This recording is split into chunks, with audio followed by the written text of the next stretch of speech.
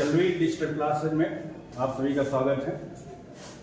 आज केमिस्ट्री का एक अगला वीडियो है जो बोर्ड परीक्षा में आपको 100% दिलाएगा। देखते हैं, पहला क्वेश्चन है आपका स्क्रीन पे। निम्नलिखित अपक्रियाओं को पूर्ण कीजिए तथा ABCDEF के नाम व सूत्र लिखिए।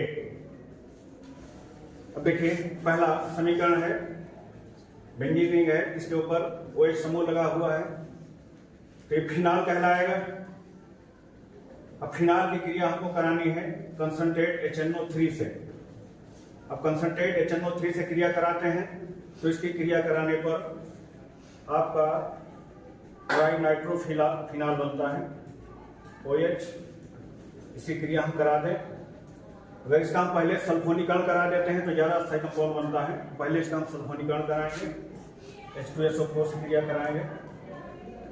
H2SO4 से क्रिया कराने पर इसके आर्थो और पैरा स्टेज पे आपका सल्फोनिक ग्रुप जुड़ जाता है OH। सल्फोनीकरण से यहां पर आपका जुड़ जाएगा SO3H। पैरा स्टेज पर भी जुड़ जाएगा। अलग अलग दो स्ट्रक्चर बनेंगे। जो ग्रुप आर्थो डायरेक्टिंग होता है वो पैरा डायरेक्टिंग भी होता है। तो आर्थो स्टेज पर भी SO3H जुड़ेगा और पैरा स्टेज पर भी SO3H जुड़ेगा। तो फिनाल है, इसके रिस्पेक्ट में पैरा स्टेज ये हुई तो यहाँ पर भी जुड़ेगा SO3H। अब इसी क्रिया हम कंसंट्रेट HNO3 से कराएंगे। HNO3 से कराते हैं तो हमारा जो HNO3 है, इस HNO3 से हमको NO2+ मिलता है जो बेंजीन रिंग के साथ अक्रिया करता है। तो इस तरह से OH HNO3, आपका जो HNO3 होता है तो बेंजीन रिंग हमारी, इससे दो प्रोडक्ट मिलते हैं। एक मिलता है NO2+ जो इलेक्ट्रॉन रागी होता है और एक मिलता है OH- जो नाभिक रागी होता है। नाभिक रागी रिंग सक्रिय नहीं करता है, इलेक्ट्रॉन रागी सक्रिय करता है, इसलिए NO2 ग्रुप रिंग पे आपका जुड़ेगा। तो आपका NO2 यहां पर भी होगा, NO2 आपका यहां पर भी होगा और NO2 आपका यहां पर भी होगा। इस तरह से आपका ये ट्राई नाइट्रो फिनाल बन जाएगा। आपका बन जाएगा ट्राई नाइट्रो फिनाल बन जाएगा, ट्राई नाइट्रो फिनाल। तो इस तरह से ये थोड़ा इनडायरेक्ट प्रक्रिया है। चाहे तो हम डायरेक्ट प्रक्रिया भी करा सकते हैं या इसी को अगर आप डायरेक्ट कराना चाहें तो डायरेक्ट प्रक्रिया भी हो सकती है आपकी। इसकी अगर क्रिया हम डायरेक्ट कंसंट्रेट HNO3 से करा देते हैं, कंसंट्रेट HNO3 से, तो हमारा NO2 ग्रुप 3 स्टेज पे जुड़ जाता है, दोनों आर्थो स्टेज पे और एक पैरा स्टेज पे। तभी हमारा ट्राई नाइट्रोफिनाल बन जाता है। NO2 यहाँ पे जुड़ सकता है, यहाँ भी जुड़ सकता है और आपका पैरा स्टेज पर भी जुड़ जाएगा। यहाँ पर भी आपका जुड़ जाएगा NO2। तो इस तरह से इसको डायरेक्ट भी करवा सकते हैं और इनडायरेक्ट भी करवा सकते हैं। चलिए अगले क्वेश्चन की ओर चलते हैं। अगला क्वेश्चन है फिनाल की क्रिया CH-Cl3+ एक्वस NaOH की उपस्थिति में कराई जाती है, अर्थात क्लोरोफॉर्म के क्षारीय माध्यम के साथ क्रिया होती है। जब फिनाल की क्रिया क्षारीय माध्यम में कराई जाती है तो क्या बनता है? सिलेक्ट करिए, चेंज करिए। हाँ, तो क्लोरोफॉर्म के साथ जब क्रिया होती है तो क्या होता है? देखिए, फिनाल के साथ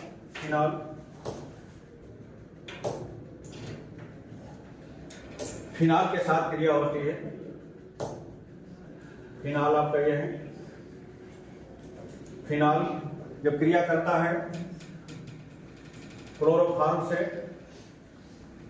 क्लोरोफॉर्म CH-Cl3+ aqueous NaOH के साथ क्रिया करता है तो यहां पर यह क्रिया कैसे करता है? देखिए, CH-Cl3 और इसके साथ हम 3 NaOH के परमाणु ले लेते हैं। 3 NaOH ले लेते हैं।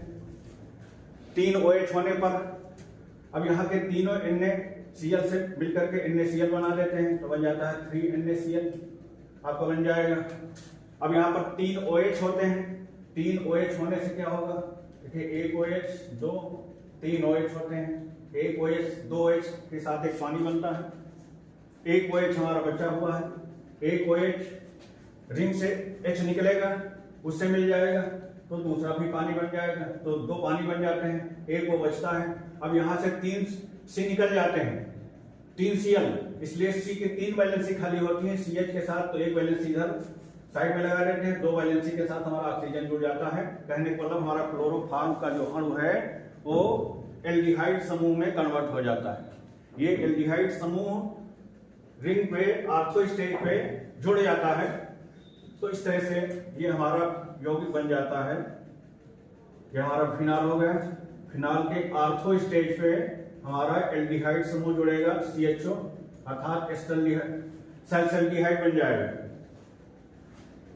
और प्लस इस तरह से ये हम बन करके निकल जाते हैं। तो अगर हमारी डायरेक्ट हम क्रिया लिखना चाहें तो ये लिख सकते हैं, इसको 3 से गुणा करके दिखाना चाहें तो इस प्रोडक्ट को भी हम दिखा सकते हैं, नहीं तो डायरेक्ट हमारी क्रिया बन जाएगी। हमारा बन जाएगा सैलसल्डिहाइड, ये बनता है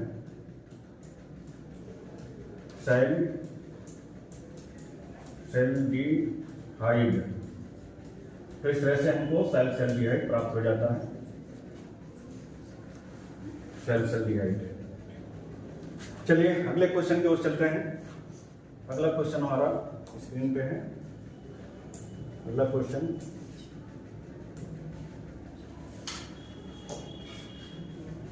CH3 CH2 CH2O C पे CH3 ऊपर नीचे लगा हुआ है, CH2 CH3 प्लस HI। तो HI के साथ क्रिया करानी है, हिट कर देना है, तो 2 प्रोडक्ट बनेंगे, एक बनेगा C, दूसरा बनेगा D। अब देखिए इसमें ये बॉन्ड यहां से आपका ब्रेक होगा, क्योंकि O और C के बीच अब देखा जाए तो ये इलेक्ट्रॉन डेंसिटी C की इलेक्ट्रॉन डेंसिटी ज्यादा होती है, इलेक्ट्रोनेगेटिविटी, इसलिए ये इस पे आ जाएगा माइनस और ये इस पे ये प्लस हो जाएगा, अर्थात ये बॉन्ड यहां से ब्रेक हो जाएगा। जब बॉन्ड यहां से ब्रेक हो जाएगा, HI आपका जो होगा HI ये भी ब्रेक हो जाएगा, ब्रेक होकर के ये बनाएगा H प्लस आयन और I माइनस में। इस तरह से जो प्लस होगा वो प्लस आपका O से जुड़ जाएगा, अर्थात ये पूरा यौगिक हमारा अल्कोहल में कन्वर्ट हो जाएगा, और जो I माइनस होगा ये C प्लस से जुड़ करके इसको आयोडाइड में कन्वर्ट करेगा। तो इस तरह से ये हमारा यौगिक क्या बनेगा, ये हमारा जो पहला यौगिक बनेगा तो इसके साथ H जुड़ेगा, तो ये हमारा बनेगा, यहाँ नीचे लिख देते हैं, ये बनेगा हमारा CH3 CH2 CH2O और HI से H इसके साथ आ जाएगा, इस तरह से हमारा C बन जाएगा। प्लस इसके साथ इस प्रोडक्ट के साथ हमारा I जुड़ जाएगा, तो जब I जुड़ जाएगा तो इसको थोड़ा हम पलट करके लिख देंगे, तो हमारा पहले हो जाएगा CH3, ये हो जाएगा CH2, फिर C और C से जुड़ा हुआ CH3 और ये भी CH3 और इसके साथ जुड़ जाएगा I। इस तरह से हमारा ये D कंपाउंड बन जाएगा। तो इस तरह से C और D हमारे 2 यौगिक बन जाएंगे। इनके IUPAC नाम भी लिखने हैं। अब देखिए इसका नाम लिखोगे, यहाँ क्रियात्मक समूह लगा हुआ है, नंबरिंग आप इधर से करेंगे, 1 number carbon, 2 number carbon, 3 number carbon. 3 number carbon के चयन के लिए जो कार्बनिक यौगिक का नाम लिखा जाता है, इसको रूट वर्ड के नाम से जानते हैं, वो हो जाएगा प्रोप।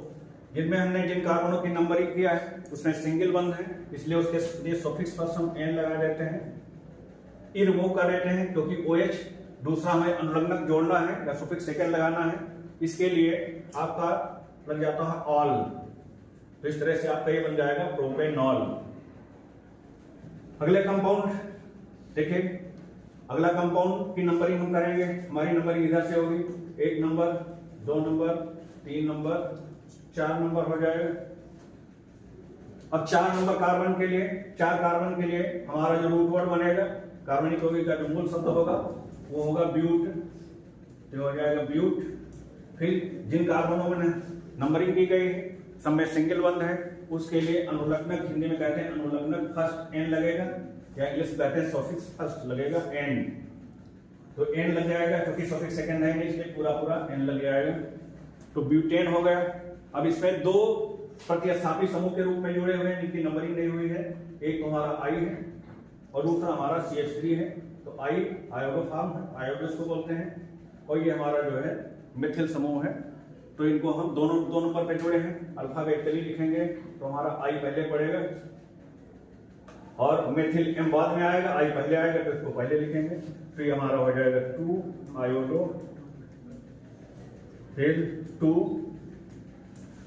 ये इसके लिए हो जाएगा मिथिल। तो इस तरह से हमारा इसका नाम हो जाएगा 2 आयोडो 2 मेथिल ब्यूटेन। तो इस तरह से हमारे सी और डी कंपाउंड बन जाएंगे। चलिए अगले क्वेश्चन की ओर चलते हैं। अगला क्वेश्चन है स्क्रीन पे,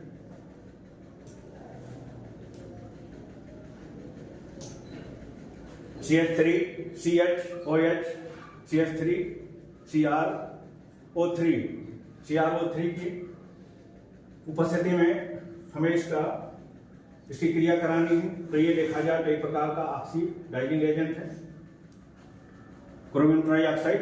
तो ये हमारा इसका ऑक्सीकरण करेगा। अब देखिए यौगिक को हम इस तरह लिख सकते हैं CH3 CH और इस CH से ही हमारा जुड़ा हुआ OH है, इसको हमने साइड में लगा दिया OH साइड पे। ये हमारा हो गया CH3 CrO3 एक हमारा ऑक्सीडाइजिंग एजेंट है, इसलिए इसको ऑक्सीकृत करेगा। तो ये कार्बन का हाइड्रोजन परमाणु ये यहाँ का बॉन्ड ब्रेक हो जाएगा और O और H के बीच का बॉन्ड ब्रेक होगा। ब्रेक होने से दोनों H परमाणु निकल के अलग चले जाएंगे। तो यहाँ की इलेक्ट्रॉन डेंसिटी और ये जो होगा वो इलेक्ट्रॉन यहाँ पर आ जाएंगे। इस तरह से हमारा जो फाइनल प्रोडक्ट बनेगा वो बनेगा CH3C और ये कार्बन समूह के रूप में COO बन जाएगा और ये हो जाएगा CH3। तो इस तरह से हमारा प्रोडक्ट बन जाएगा CH3COCH3। नंबरिंग करेंगे 1 number 2 number 3 number. 3 number carbon के लिए हम लिख देते हैं प्रोफ। तीनों में जिसमें नंबरिंग की गई है सिंगल बंद है, इसलिए अनुलग्नक फर्स्ट को N लिखते हैं या सफिक्स फर्स्ट N हो जाएगा। सफिक्स सेकंड है इसलिए ई को रिमूव कर देते हैं। तो इसके लिए हमारा ओन लगेगा 2 नंबर पे ओन है तो इसलिए लिखेंगे 2 ओन। तो इस तरह से प्रोपेनॉन 2 हो गया जिसको हम एसीटोन भी कह देते हैं। तो इस तरह से ही आपका ई प्रोडक्ट आपको मिल गया। फिर अगले क्वेश्चन की ओर चलते हैं।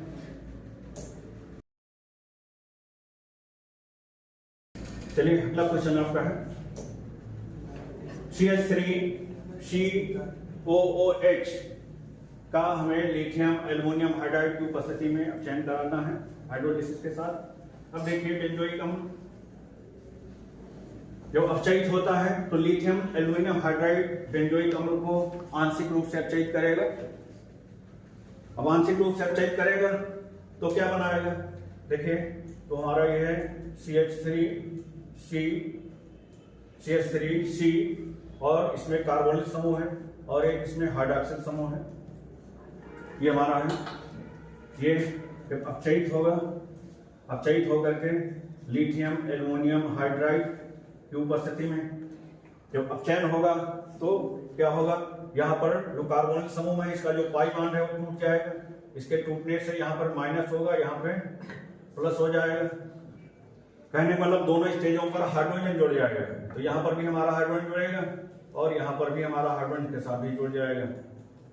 इस तरह से हमारा हो जाएगा CH3C के साथ 2 OH समूह आ गए और एक सिंगल बंद हो गया, 2 OH आ गए और H बन गया। अब 2 OH किसी एक परमाणु के साथ रह नहीं सकते, कभी भी 2 OH आ जाए तो हमेशा एक पानी बन करके निकल जाता है। इसलिए ये OH और ये H पानी बन करके निकल जाएगा। तो ये इलेक्ट्रॉन डेंसिटी और यहाँ से इलेक्ट्रॉन निकली हुई इलेक्ट्रॉन डेंसिटी यहाँ शिफ्ट हो जाएगी। तो इस तरह से ये हमारा कंपाउंड बन जाएगा CH3CH और डबल बॉन्ड के साथ ये वो CHO बन जाएगा, एस्टल्डिहाइड बन जाएगा। अब एस्टल्डिहाइड का फिर हम अपचयन करेंगे एस्टल्डिहाइड का। तो देखिए फिर अपचयन करेंगे तो एस्टल्डिहाइड का जो हमारा अणु होता है CH3C डबल बॉन्ड O और सिंगल बॉन्ड H, इसका फिर अपचयन हम करते हैं। इसके अपचयन से होने से ये पाई बॉन्ड हमारा टूट जाता है। पाई बॉन्ड टूटने से एक यहाँ जुड़ता है और एक यहाँ जुड़ता है। इस तरह से हमारा फाइनल प्रोडक्ट हो जाता है CH3 और C के साथ 2H तो हो गया CH2 और ये हमारा बन जाता है OH। इस तरह से बेंजोइक अम्ल का जब हम अपचयन कराते हैं तो आंशिक रूप से हमारा जो अपचयन बनकर तैयार होता है उसको हम कहते हैं CH3CH2OH। तो चाहे तो 2 स्टेम में लिख सकते हैं, चाहे तो एक फाइनल भी आप दिखा सकते हैं। तो देखिए इसको आगे आपको दिखा देते हैं। तो आपका ये हो गया CH3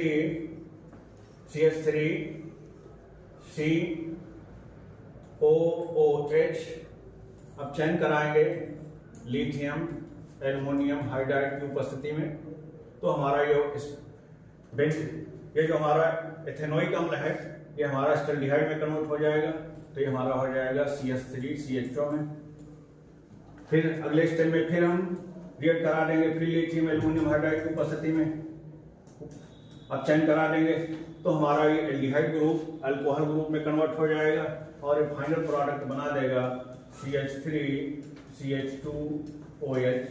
ये हमारा F कंपाउंड होगा जिसका नाम होगा एथेनॉल। इस तरह से हमारा फाइनल प्रोडक्ट एथेनॉल मिलेगा हमको। चाहे तो डायरेक्ट भी दोनों प्रोडक्ट एक नंबर पे इसको 2 नंबर पे इसको लिख के एक साथ भी आप बना सकते हैं। 2 स्टेप में बनाएंगे ज़्यादा अच्छा रहेगा, एक स्टेप में फाइनल बना लेते तो भी कोई खास बात नहीं, बन जाएगा। चलिए अगले क्वेश्चन की ओर चलते हैं। अगला क्वेश्चन हमारा है स्क्रीन पे।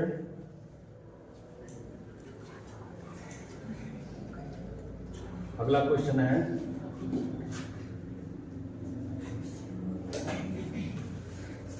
एक कार्बनिक यौगिक A जिसका आणविक सूत्र C8H8O है, 2,4-DNP 2,4-डाई नाइट्रोफेनिल हाइड्रोजन। अब कर्मक के साथ नारंगी लाल और छेद देता है। A सोडियम हाइड्रोक्साइड की उपस्थिति में आयोडीन के साथ गर्म करने पर एक पीले रंग का अवक्षेप बनाता है। ये टालेन अपकर्मक अथवा फेलिंग विलयन को अपचयित नहीं करता है और ना ही ये ब्रोमीन जल को वर्ण विहीन करता है। ये क्रोमिक अम्ल द्वारा प्रबल ऑक्सीकरण से एक कार्बोक्सिलिक अम्ल भी बनाता है जिसका आणविक सूत्र C7H6O2 है। यौगिक A तथा B को पहचानिए और प्रमुख अक्रियाओं को समझाइए। तो देखिए ये आपका है दिया हुआ कार्बनिक यौगिक A है जिसका आणविक सूत्र C8H8O है। तो C8H8O है तो हमारा एक एरोमेटिक कंपाउंड है। अब एरोमेटिक कंपाउंड हमारा ये है, ये हमारा C6H6 हो गया। अब इस पे एक O भी जोड़ना है, तो इससे इस तरह से हमने एक यहाँ पर CO ग्रुप लगा दिया, तो C डबल बॉन्ड O और CH3 ये हमारा ग्रुप है। इसको थोड़ा इस ढंग से लिखेंगे। देखिए कार्बोनिल, चूंकि 2,4-DNP जो हमारा रिएक्ट होगा वो रिएक्ट होगा कार्बोनिल समूह से। ये हमारी 5 प्रकार की अक्रियाएं होती हैं जो कार्बोनिल समूह के साथ अपकृत होती हैं, जिसमें हमारा पहली एक अक्रिया होती है हाइड्रोक्सिलेमिन की, ये भी कार्बोनिल समूह की अक्रिया होती है। दूसरी हमारी अक्रिया होती है हाइड्रोजन की, NH2 की, ये भी हमारी कार्बोनिल समूह की अक्रिया होती है। तीसरी अक्रिया हमारी होती है फिनिल हाइड्रोजन की C6H5NH2, ये भी हमारी कार्बोनिल समूह की क्रिया होती है। चौथी क्रिया जो हमारी होती है वो NH2 C6H4NO2 का होल ट्वाइस, इसी को हम कहते हैं 2,4-DNP। ये भी हमारा कार्बन समूह पे रिएक्ट होता है। और पांचवी क्रिया जो होती है वो होती है सेमी कार्बोजाइट NH2NH2NHCONH2। इस तरह से हमारी 5 अक्रियाएं होती हैं जो कार्बन समूह के साथ अक्रिया करके फाइनल प्रोडक्ट बनाती हैं, जिसमें हमको इस अक्रिया में दिया गया है कि हमारी अक्रिया 2,4-DNP के साथ होनी है। तो देखिए क्या होता है, तो ये हमारा जो कंपाउंड है ये हमारा एसीटोफिनोन है, रिंग ऊपर COCH3 जुड़ेगा, तो ये हमारा कंपाउंड है, ये बेंजीन रिंग हो गई। इसमें हमारा C कंपाउंड है, इसके साथ जुड़ा हुआ CH3 है और इससे डबल बॉन्ड के साथ जुड़ा हुआ हमारा कार्बोनिल समूह है। इस कार्बोनिल के समूह के साथ हमारा अपकृत करने वाला समूह ये समूह है। अब इसको थोड़ा हम पड़ी रिंग के साथ बनाएंगे तो थोड़ा कंपाउंड ज्यादा अच्छा बनेगा। पड़ी रिंग के साथ थोड़ा इसको देखिए। अब ये हमारी ये रिंग थोड़ा यूं बन जाती है।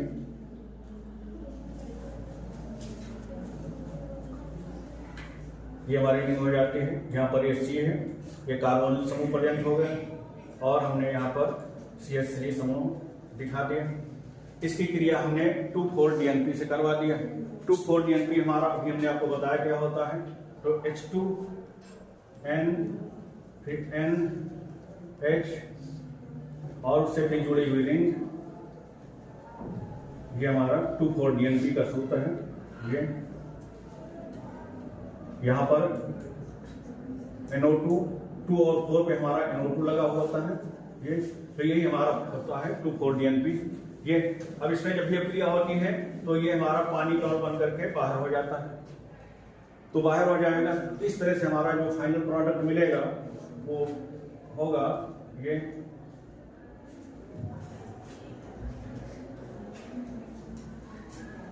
CH3 डबल बॉन्ड NH और उसके बाद फिर आपकी रिंग होगी बेंजीन रिंग। बेंजीन रिंग से NO2 ग्रुप आर्थो स्टेज पे होगा और NO2 ग्रुप पैरा स्टेज पे होगा। इस तरह से हमारा कंपाउंड बनेगा, फाइनल कंपाउंड देता है। तो 2,4 DNP सक्रिय होने पर हमारा एक कंपाउंड बनता है। फिर आगे कहता है और इसकी सोडियम हाइड्रोक्साइड की उपस्थिति में ये हमारा एक कंपाउंड है ए। तो एक क्रिया की हो गई, दोबारा कह रहा कि सोडियम हाइड्रोक्साइड की उपस्थिति में आयोडीन के साथ गर्म करने पर पीले रंग का अवक्षेप देता है। अब इसी को हम रिएक्ट करा देते हैं। तो देखिए अगला हमारा क्रिया हो जाएगी,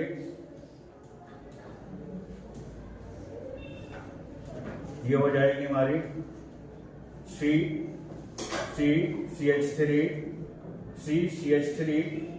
और डबल बॉन्ड O की क्रिया हमारी हो जाती है NaOH sodium hydroxide plus iodine के साथ।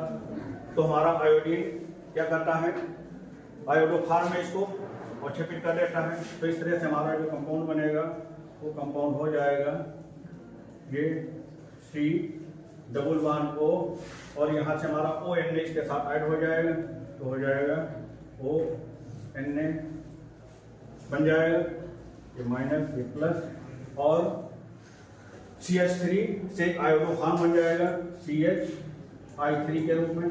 यही हमारा पीले रंग का अवक्षेप देगा। जो लिखा है सोडियम हाइड्रोक्साइड की उपस्थिति में आयोडीन के साथ गर्म करने पर पीला रंग का अवक्षेप बनाता है।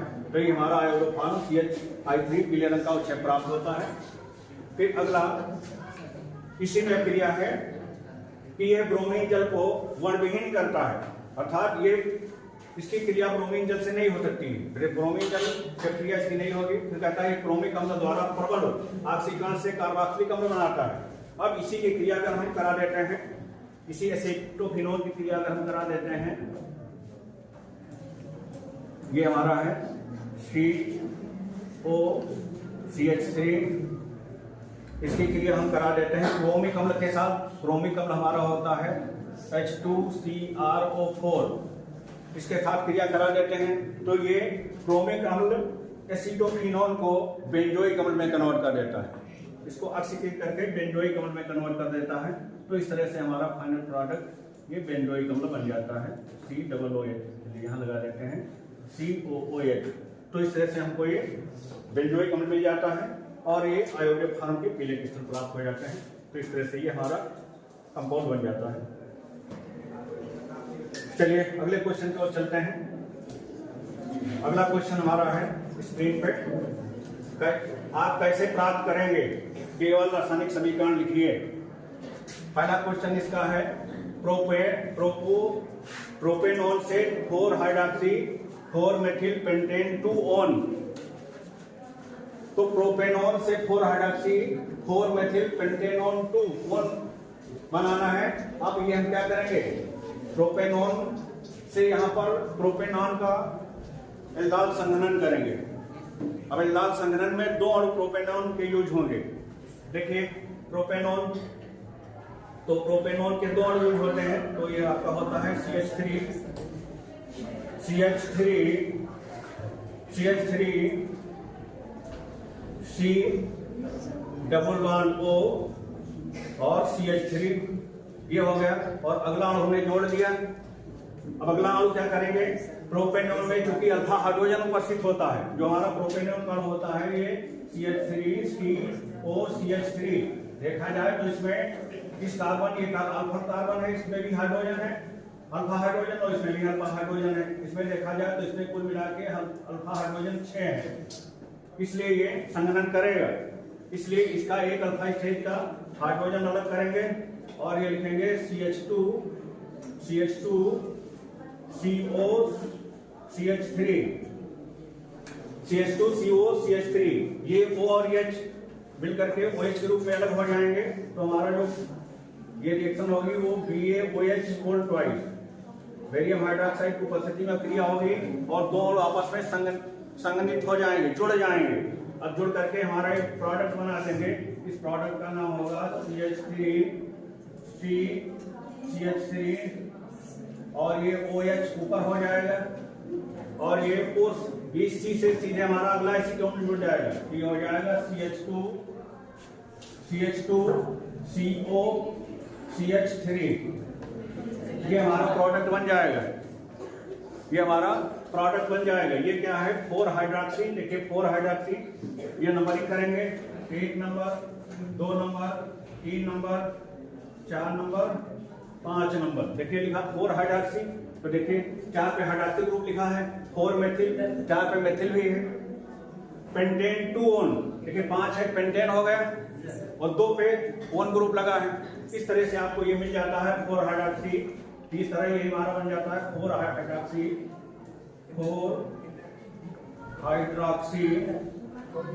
4 methyl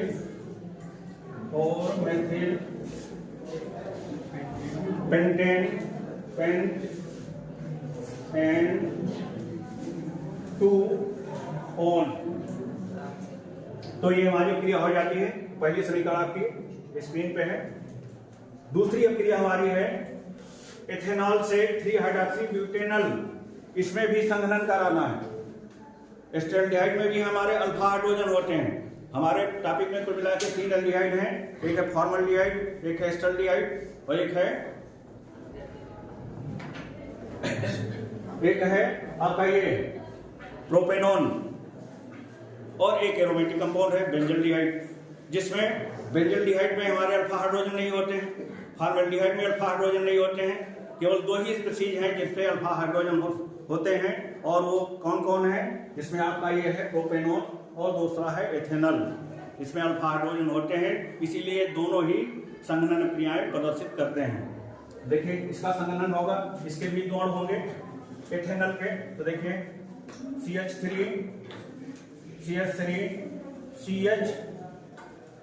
CH3CH double bond O के साथ अगला जब एस्टल्डिहाइड का जोड़ेंगे तो उनके अल्फा हाइड्रोजन को अलग करके लिखेंगे। तो इसका ये अल्फा स्टेज पे हाइड्रोजन है।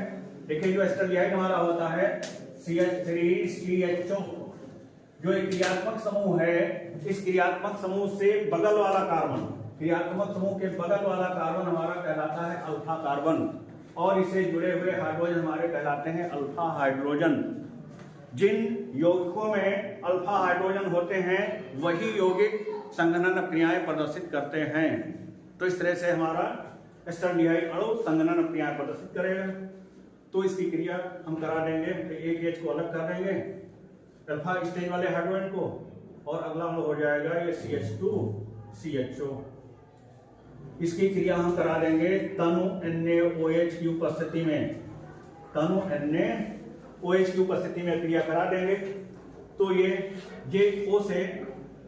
O से हमारा ये जुड़ करके OH के रूप में हाइड्रोक्सी अलग हो जाएगा और हमारा ये C सीधे अगले एल्डिहाइड ग्रुप के साथ जुड़ जाएगा। तो इस तरह से हमारा यौगिक हो जाएगा CH3C और इससे जुड़ जाएगा OH और ये C हमारा ये जुड़ जाएगा CH2 CHO से। हमें बनाना क्या था 3 हाइड्रोक्सी ब्यूटेनॉल। अब देखें नंबरिंग करेंगे, इधर क्रियात्मक समूह है 1 number carbon, 2 number carbon, 3 number carbon, 4 number carbon. देखिए 3 नंबर पे हमारा है तो 3 हाइड्रोक्सी ब्यूटेन और 1 नंबर पे हमारा एल्डिहाइड समूह है, इसके लिए अल हो जाएगा। तो यही हमारा हो जाता है 3 हाइड्रोक्सी ब्यूटेनॉल। तो हमारा इस तरह से बन जाता है 3 हाइड्रोक्सी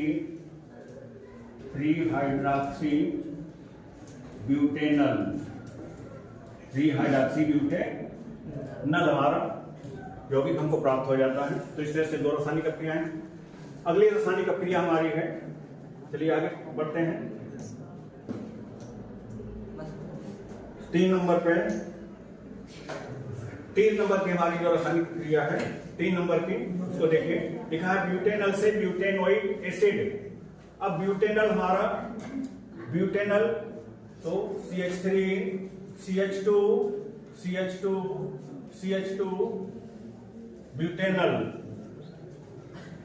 ब्यूटेनॉल तो ये हमारा हो जाएगा ब्यूटेनॉल CHO हो जाएगा। 1 2 3 4 कार्बन होने से हमारा ब्यूटेनॉल बन गया।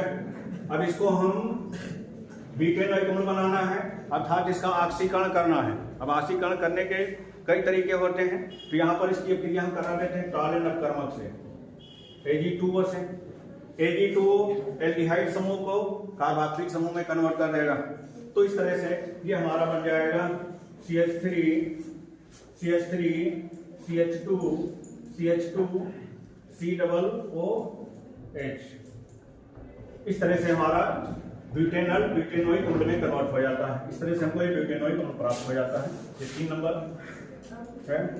फिर 4 नंबर है अगला क्वेश्चन, एथेनोइक अम्ल से एथेनोइक एनहाइड्राइड। एथेनोइक अम्ल है हमारा, एथेनोइक अम्ल है CH3COOH एथेनोइक अम्ल है। इसे एनहाइड्राइड बनाना है।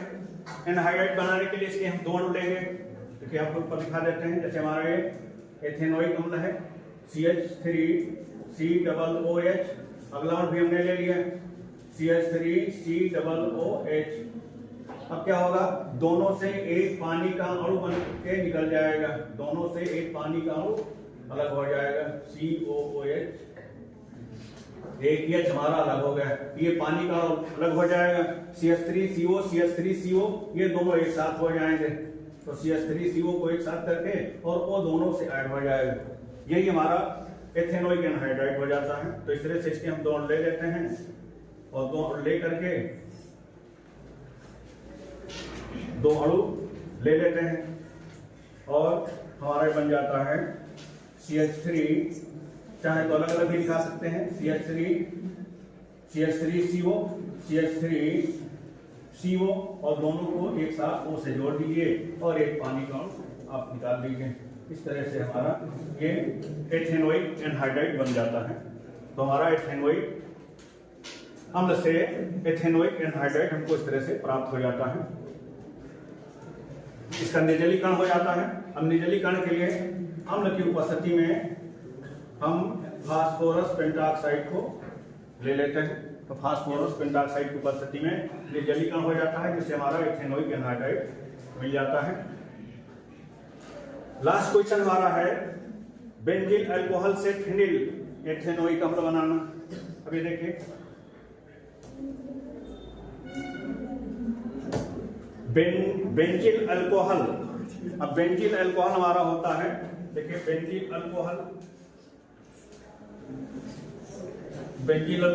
CH2OH की क्रिया हम करा देते हैं HBr से करा देते हैं। OH और H पानी बन करके निकल जाता है, Br रिंग पे जुड़ जाता है, तो ये हमारा जो भी बन जाता है CH2Br।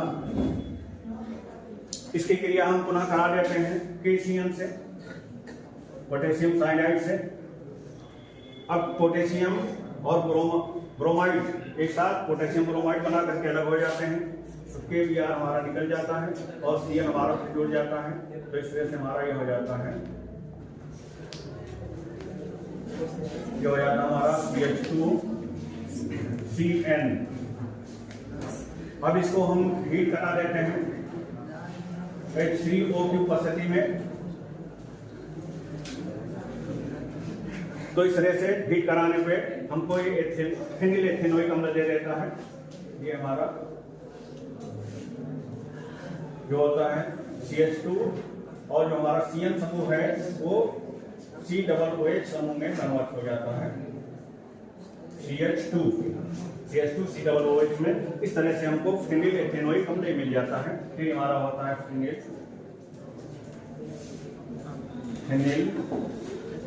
एथेनोइक अम्ल,